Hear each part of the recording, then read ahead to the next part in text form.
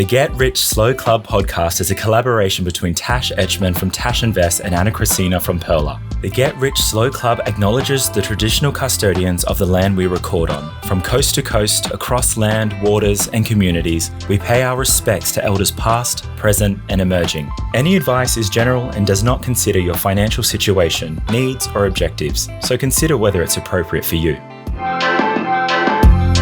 Welcome to the Get Rich Slow Club podcast, where we take you from beginner to confident investor, where we can teach you everything you need to know about investing. So come get rich slow with us. Welcome back. Today we're going to talk about investing portfolios, what they are, how we think about ours, and how they change. But first, let's start with our money wins and money losses. Do you have a money win, loss, or both for us today, Anna? I have a both. I always have a both. Nice.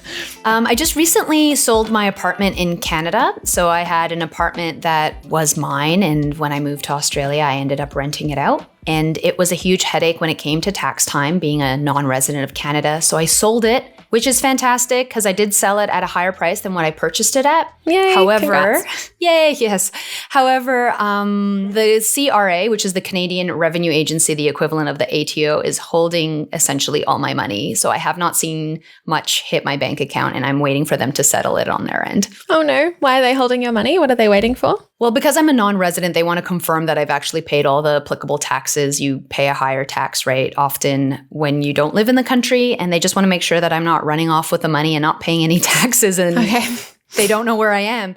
So I was told that it will take about 3 months, and then I will be happy to finish that part of my life, that chapter, close that chapter with that apartment, and move on to new investments. Yeah, more simpler finances in one country, maybe. Yes. And what's your money win or loss, or both? Money win. I've gotten so many good hotel deals on Agoda recently, just from booking lots of stuff through them. I got to Agoda Platinum, and I recently booked a hotel in Sydney. It's on a Friday night in school holidays, and it's a 5-star hotel in the CBD for $175 a night, which I think is pretty good. Oh, wow. Yeah, that's so money fantastic. Win. Yeah, money win there, but also money loss because I'm still spending lots of money to go to Sydney.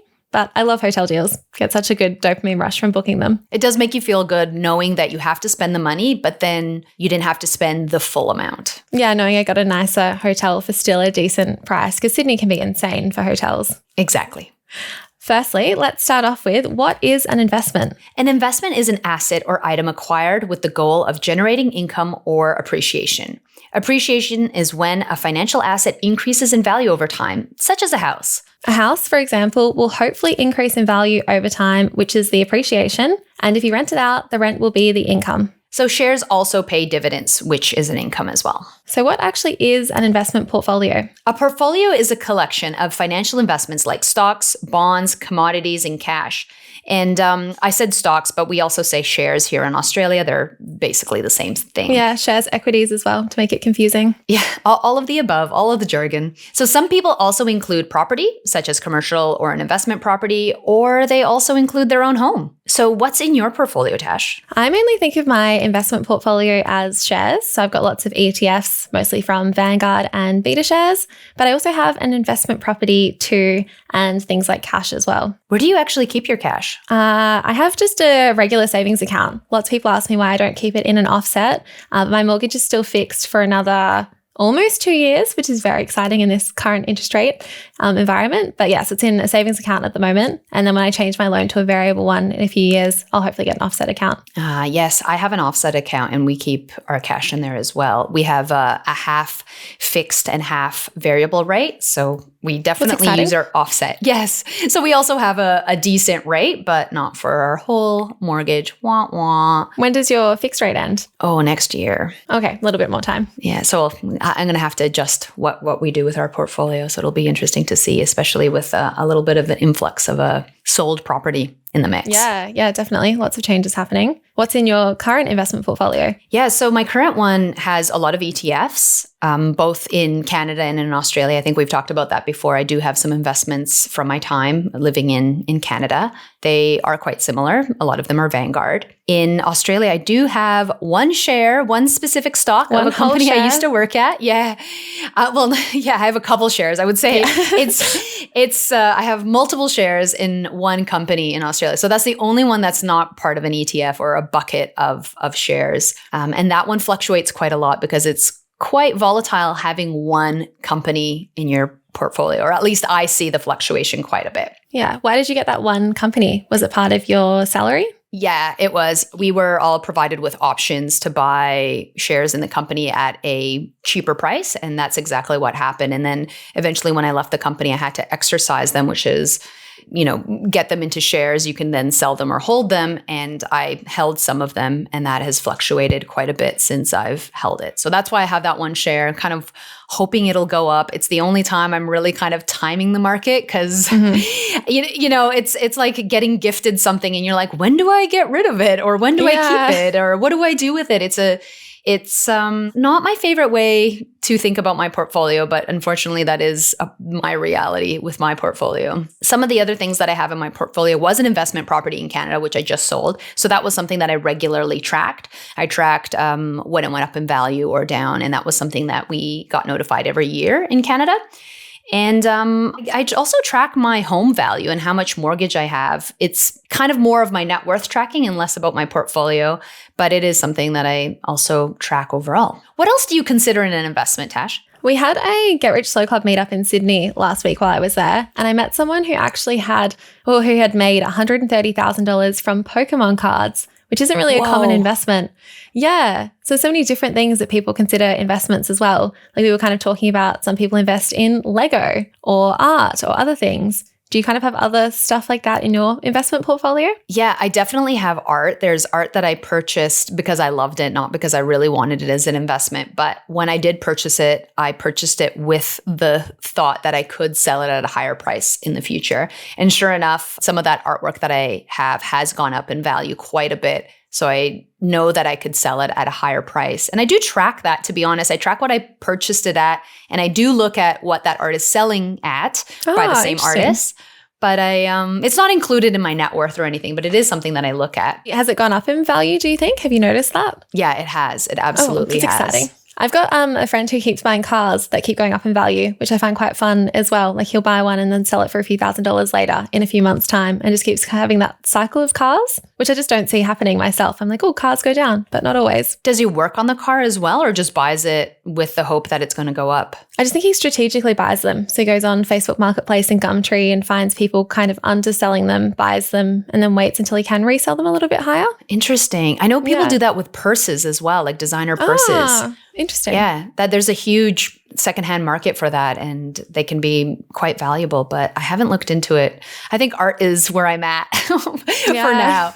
Although Pokemon card sounds pretty lucrative. I just don't have the eye for art or Pokemon cards or even cars as well, trying to figure out what their value actually is and what you could sell them for. But it's really cool that other people can. Some people track their investments as part of their overall net worth number. Do you think your net worth is something that's important to track? So let me define what net worth is. Net worth is adding all the assets that you have and minusing any liabilities. So if you have shares and cash, that's all part of your assets. And if you have any liabilities such as HEX debt or consumer debt, that would be part of your liabilities. Your home loan, credit card debt, all of that. Exactly. And then the number that you equal is your net worth. I like to track my net worth because it's just interesting seeing that number go up, hopefully over time. Sometimes it does go down, especially if you hold one share in a company. That might affect things. But nonetheless, I like to track it. I think it's really important to kind of see where my whole financial health is. However, it is not a part of who I am holistically. Other things are much more important, such as my saving rate, how much I'm saving. Am I increasing my income over time? What are the things that I can actually do that are behaviorally are more important to me than actually tracking just what my net worth does? Because it can fluctuate quite a bit with inflation, with the economy and the stock market. And none of that is something that I can actually directly impact. What about you, Tash? Yeah, I definitely agree. Like it's fun for me to track, but it's not always helpful because not everything is inside my circle of control. So things like how much I actually put into investments, I can control. I can control my income, I can make more money, but I can't control that overall number. That depends on stock market performance.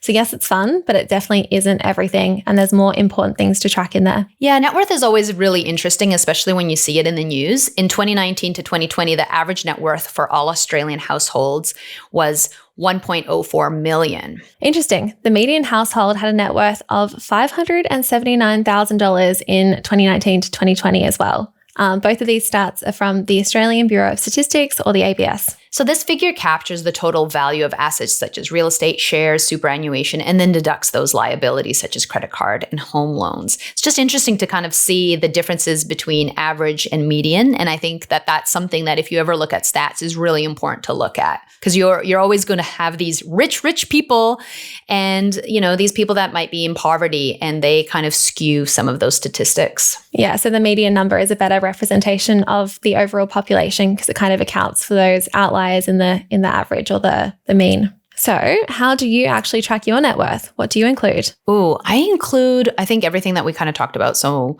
everything that I include in my portfolio is really what I track in my net worth. The only big difference that I track quite closely is my property and my mortgage, and also when I had my investment property. Some funny things that I do as well is I have a big spreadsheet, and I know how much my partner put into our property and how much I put into our property and how much we put into our offset. So I also calculate my percentage of that versus my partner's percentage, which makes me a little bit maybe pedantic, but I like knowing our separate. No, it's interesting.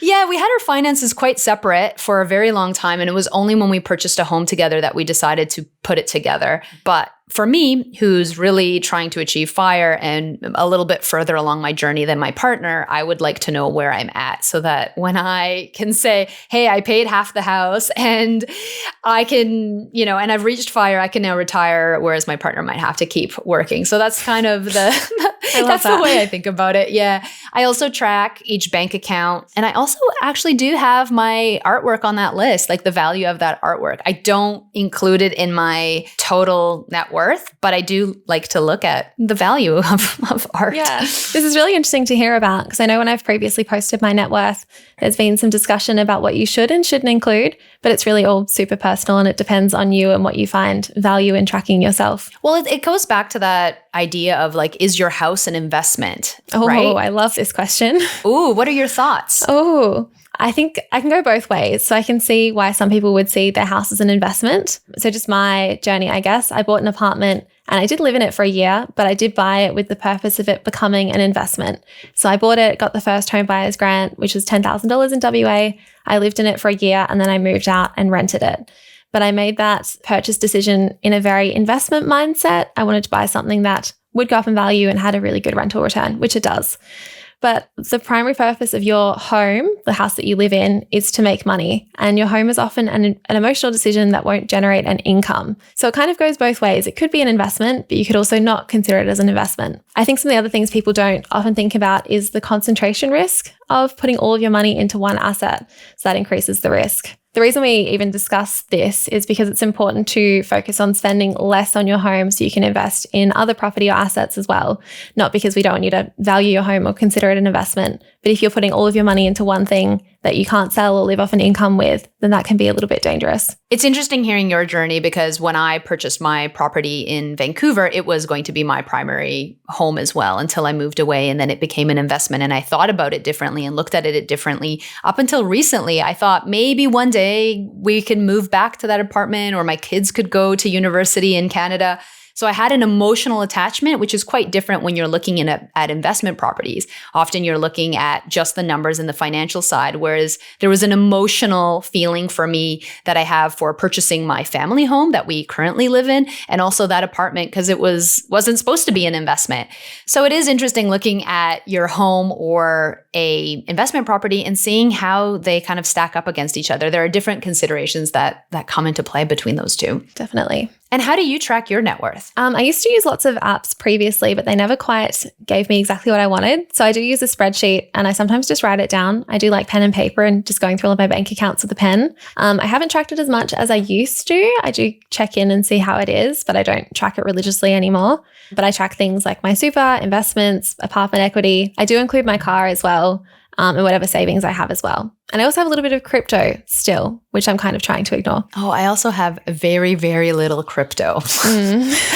That is like so inconsequential. It's, just less than existing in its own 0.0. Yeah. It's a tiny amount. You know what I do track is I track my FIRE number. So for those people who don't know, FIRE is financial independence, retire early. And the concept is that if you can save 25 times your expenses, there's a study that states that you would be able to retire off of that money and you would be able to live indefinitely on that amount. So what I track is actually how far along I am that equation, how many times my expenses. And currently I'm around 11 times. So I could take 11 years off because I have 11 times my expenses. That's a really fun thing to measure, like knowing that you could have 11 whole years off. That's really cool. Yeah. And that number might change actually now that I sold my property, but it is interesting because it just gives you another thing to look at. I feel like it's such a long journey sometimes. So it's nice to be able to check in and see that you have made progress and you could live for 11 years. Like that's really impressive. Well, sometimes it's people are like, oh, I'm 2% into my FIRE journey. Like it feels really low. But when you think of it in terms of the gain that you would get, like I can take this many years off or even this many months off, it kind of changes your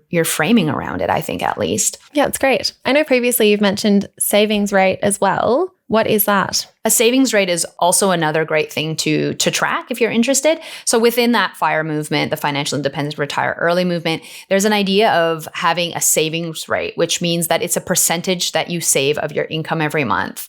And often, people start with 5% that they save. And there's a lot of people within the FIRE community that can save upwards of 50%, so half of their income. Often this comes with a certain amount of privilege, which is attributed to having a high income. So it might not be possible for everyone to achieve FIRE, given that the median Australian employer earns around 65K. This is back in 2022. I find these average median numbers really interesting. So this is made up of $78,800 a year for full-time workers and $32,400 a year for part-time workers. That's why when you're hearing of people making 200K, it's, that's a bit of an anomaly. It's not the majority of people. And often people who are talking about FIRE are people who are higher earners who can save 50%, 75% of their income because they are just making more money. So even though it can sound a little bit discouraging if you're not making upwards, in the higher tax bracket, it's still tracking your finances in a way that works for you is most important in helping you achieve your own financial goals. Definitely. I know it can be really disheartening when you see people being like, oh, I've got an 80% savings rate. But if you're earning $500,000 a year, it's way easier to save 80% than it is if you're only making, not only, but if you're making $65,000 or less than that. So in talking about savings rate and net worth and so forth, how frequently do you actually check your portfolio? Oh, good question. I check maybe once a month at the moment, but when I first started, I checked every day, multiple times a day. I was always logging on and checking everything. But now I've kind of set up my systems. It all happens in the background and I'm more hands off with it. And I've also accepted more like that the market fluctuates and I'm less bothered by it. So I feel less of a need to check it. When I was in Canada, I came across my old agenda planners that I had and I would track every week because I got paid every week. And it was something that I had a very small amount of money, had a very low income, very little savings. I think I was putting aside, tiny amounts of money, but I was just so diligent at tracking it at that time. And I thought that was really interesting. Now that I have my finances kind of organized, I know how much I spend every month.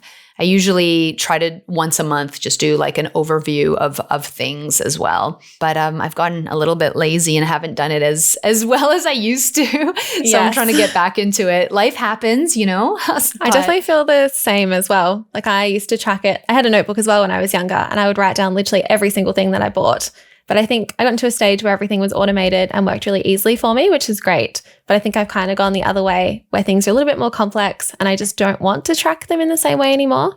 But I definitely need to maybe have a few months where I'm back into it, tracking everything and just being more aware of it again, especially because I recently quit my job as well. So my income's a bit more all over the place. Well, it is interesting because we talked a lot about net worth and portfolios, but one of the things that I haven't been very good at tracking is my budget or how much I'm spending. And that's something that I used to also track diligently all the time.